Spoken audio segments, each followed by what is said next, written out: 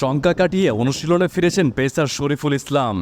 টাইগারদের অনুশীলনে করেছেন পুরো রিদমে বোলিং। এই পেসারের অনুশীলন দেখার পর হাথুরু বেশ কিছুক্ষণ কথা বলেছেন তার সাথে। তবে কি তাকে নিয়ে রণকৌশল সাজাচ্ছেন দক্ষিণ আফ্রিকার বিপক্ষে? প্রোটিয়াদের বিপক্ষে দেখা না গেলেও মাঠের লড়াইয়ে ফিরতে মরিয়া বামহাতি। ভারতের বিপক্ষে প্রস্তুতি ম্যাচে কপাল পড়েছিল শরীফুলের। সজোরে আসে একটি বল ধরতে গিয়ে আঙ্গুলের ইনজুরিতে পড়েন এই পেসার, যে কারণে বিশ্বকাপের প্রথম ম্যাচে দেখা যায়নি তাকে। এখানে যতটা দুর্ভাগা শরীফুল ততটাই দুর্ভাগা টাইগাররা, কারণ শরীফুলের মতো একজন দুর্দান্ত বোলারকে লঙ্কানদের বিপক্ষে মিস করেছে টাইগাররা। তবে মাইনর ইনজুরি কাটিয়ে মাঠের লড়াই ফিরতে উঠে পড়ে লেগেছেন tiger pacer.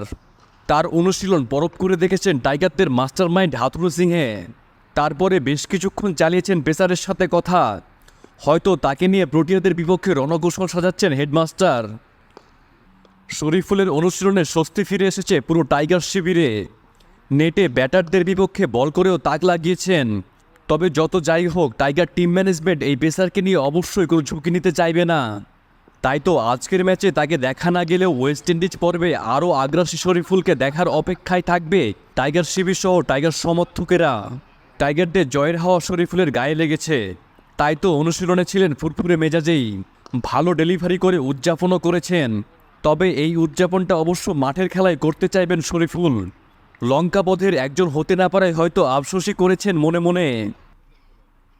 Shahriar Hossain, daily cricket.